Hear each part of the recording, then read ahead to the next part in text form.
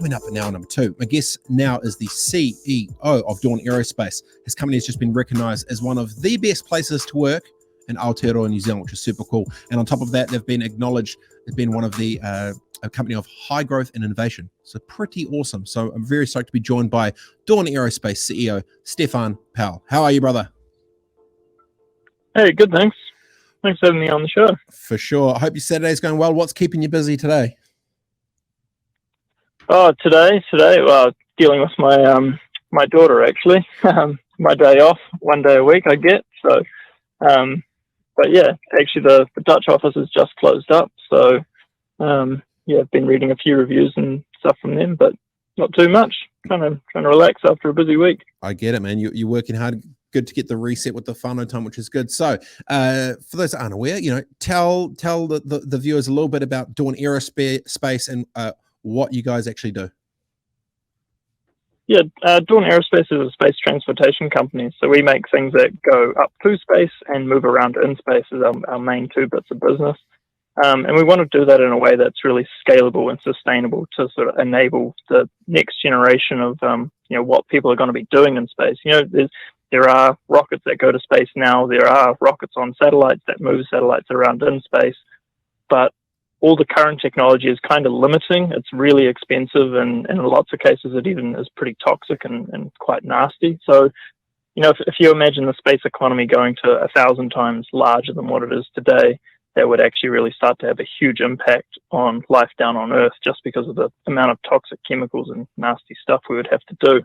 So we're trying to envision the technology that's going to enable us to do, that 1,000x growth without, ruining life on Earth. And, once we get to that 1,000x growth of space technology, just the amount of stuff that we'll be able to do will just be incredible. We already have things like space internet or internet from space with Starlink, but there's a whole bunch of new technologies just around the corner that require this, things that kind of seem a little bit far out right now, like in-space manufacturing or even tourism and space mining and things like that. We're working on what will essentially be the infrastructure backbone of transportation to space and in space that'll enable those things to happen. How do you wake up one day and decide you're going to do a space company? Give me that moment, because it's obviously what you've just talked about. I'm imagining most Kiwis don't really think about space mining and all this other crazy, awesome stuff for the future. Where did this start? I wish it happened like that, but it really didn't. I wasn't, I wouldn't even say I was a space nut or a space geek growing up. I just really liked engineering, and I was actually quite into just thinking about big problems and trying to solve them. I really liked energy technologies and, green, sustainable energies. And so I actually just went and studied at a university that was pretty good at that sort of stuff because it interested me. And then I just got to know people building rockets there, and that was also really interesting and cool. So I started getting good at that, and I kind of discovered these edge problems, these nasty toxic chemicals that people were using to on their satellites. I thought, well, that's a bit silly. These rockets that we're building in the student club don't need nasty chemicals. They're appropriate for students, and actually they're pretty high performance too. So hey, we can make this work for satellites. And it's, hey, well, once you've got this bit of propellant, maybe you actually want to be able to refuel these things eventually. And actually, we want to make this whole stuff, everything reusable, because the satellite's only got one tank of gas on it. So hey, we need to make that refuelable, but then I need to get propellant up to space as well. So hey, I guess I kind of need a network. And actually, you kind of, after years of thinking about these problems, you realize, hey, actually, I need a whole network, and I need to do all of these steps to really enable that next generation of what we're doing in space. So, it's not an overnight thing. It took us years to figure this stuff out, and I'm sure in 5 years' time, our ideas about how to solve it and exactly what the problem is will evolve as well. It's awesome to see such, obviously you got the Rocket Labs of the world, and, everyone's having to, Bezos having to go, and Branson, and everyone's trying to go for it. You've just been named as, one of the top 100 businesses with through the Matchstick Top 100. So what does that mean for you to be nominated and I guess given, such an awesome, to make such an awesome list? Oh, it's really important.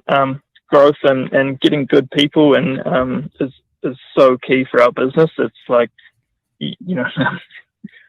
good people is what slows companies down. If you can't get enough of them, you're kind of limited, right? Because people can only work so hard before they go insane, and we don't want to push our employees to do that. This is a really long-term mission. 20 years is not a long time. SpaceX has been going 20 years already, and they're not on Mars yet, so they've probably got another 20 years at it before they even really get close to anything like colonizing Mars. So we're only 4 or 5 years into this now, so we've got to play the long game, and that means getting great people in now who are going to stick around for a long time. We needed to have an epic culture. You couldn't do this without putting people in the company first.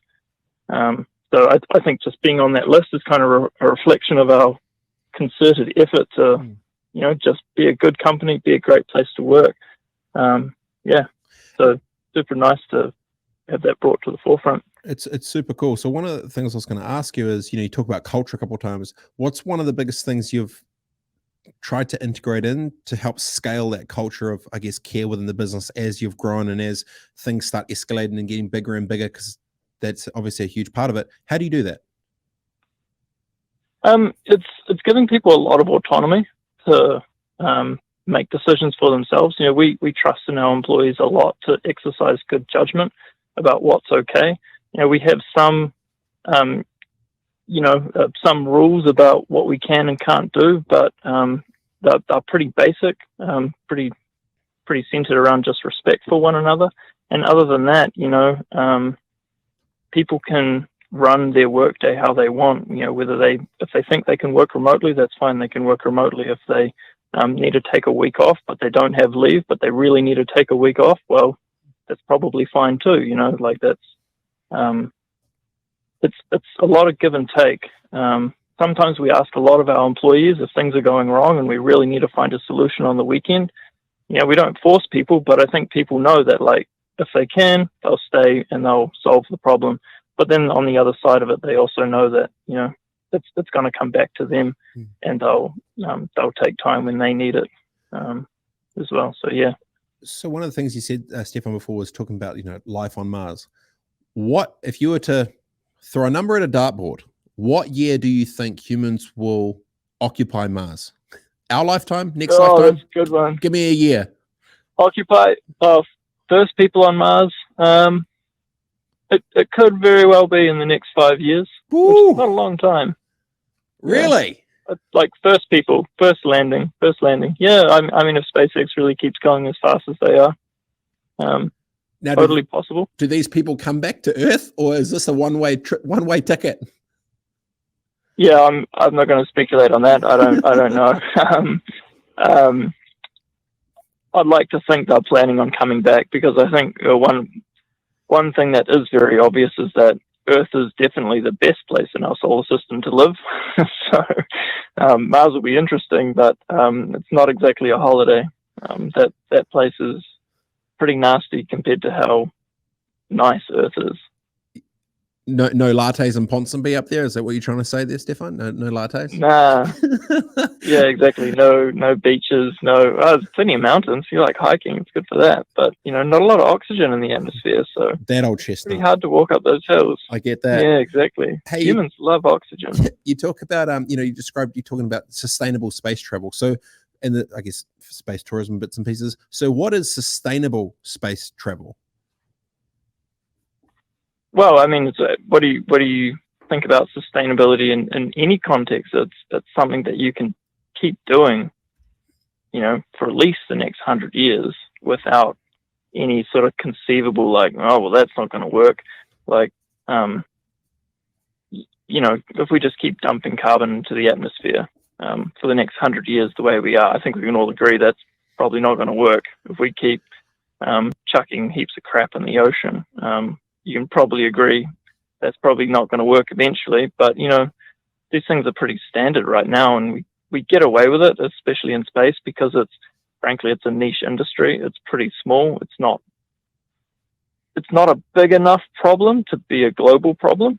Mm-hmm. But if we want to scale it up 1,000 times, we have to find ways to use sustainable fuels, fuels that are essentially carbon zero, or ways to get to space that don't require us chucking heaps of stuff in the ocean.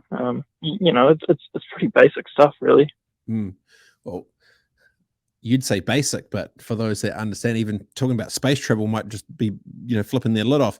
So, if everything goes perfectly, you're thinking about the absolute perfect future for the legacy of Dawn Aerospace. What will that look like, do you think, in 10, 20, 30 years and for your lifetime?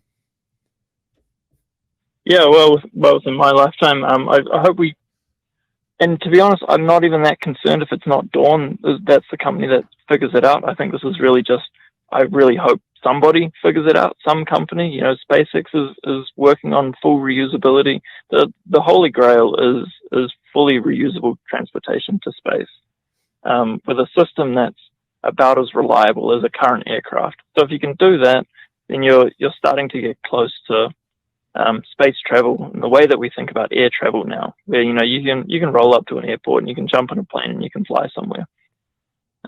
And there's no reason to believe that we couldn't do that in an entirely sustainable way with the concept that Dawn's building. It really is an aircraft in most ways. The stepping stone we're building on now is not 100% reusable. It's about 95% reusable. The second stage would still be expendable, but that's just a stepping stone to full reusability. And once we get there, it's very aircraft-like. So that's the Earth to space bit. But then there's transport in space is a whole nother kettle of fish.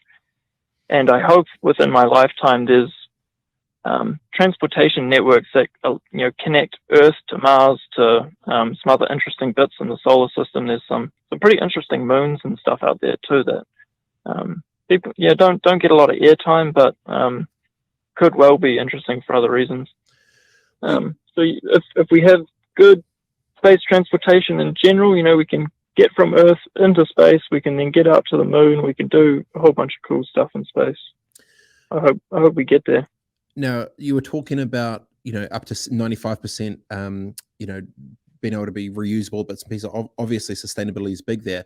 Airplane travel, obviously, known to be pretty bad for the environment with some of the cases. Is some of the technology that you're building now able to get brought across back into airplane world to make it a bit more compatible and sustainable that way? So is like IP be able to come back down and help others?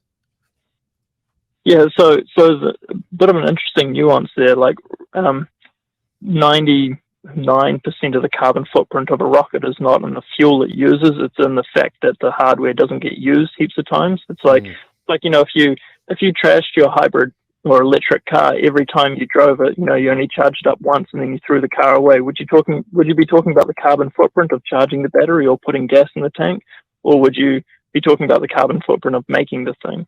Obviously, making the thing is the real big fish there. So rockets are still that bad that the majority of the carbon is not in the fuel you're burning, but in the actual making it. So the reusability bit is about reducing that problem. Rockets use mostly the same sorts of fuels as aircraft do, so that problem is kind of the same, and it exists for rockets as well. So what we really need to do is get to the aircraft industry calls it sustainable aircraft fuels, or SAF they call it, which is an entirely solvable problem. There's aircraft that already fly on SAF. It's an economic problem. You can grow basically it's like canola oil that they make out of rapeseed, it's totally carbon neutral. There's ways of making carbon neutral oils that you can fly aircraft on, and you can do exactly the same thing for rockets. So there's no reason to believe that we couldn't have an entirely reusable rocket or space plane flying on sustainable aviation fuels, which is a carbon neutral thing. And then we're really properly sustainable. And aircraft do exactly the same thing. The future. We don't need some sort of crazy new technology there. We don't need hydrogen fueled planes or electric planes, or we can actually do it with pretty much the same technology. It's just all about making the fuel in a different way. Instead of sucking it out of the ground, you grow it from plants. Always awesome talking to you, man. I'm very excited to congratulations for making the Topstick 100, the Matchstick 100, sorry. And then also this future that you're talking about is pretty positive, a lot better. And I'm wishing you the absolute best of luck, Stefan, as you take on this massive new frontier with what you're doing. It's absolutely incredible. So good on you, man. Well done. Yeah, thanks for the chat, Robert. Awesome. Have a good one. There's Dawn Aerospace's CEO, Stefan Powell, weapon, doing great stuff in the in space. Unreal.